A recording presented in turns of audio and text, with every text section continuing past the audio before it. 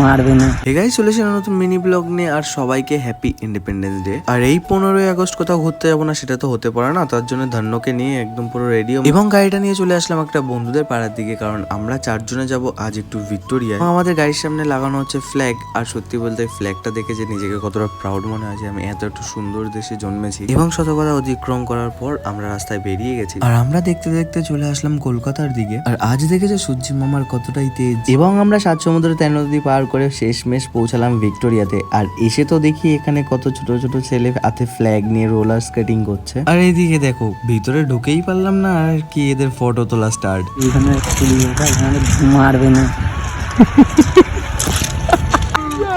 ওখানে অনেক কি আড্ডা মারার পর আমরা চলে যাই বাড়ির দিকে। আর প্রচন্ড লেগেছিল খিদে, ওর জন্যই চলে আসি আমরা ম্যাগি খেতে। আর 4 জনে নিয়ে নিলাম 4টে ম্যাগি। আর আমাদের খাওয়া দাওয়া হয়ে গেল কমপ্লিট। আর এবার আমরা যাবো বাড়ি। তো চলো আজকের ব্লগটা এই অবধি থাক তাহলে।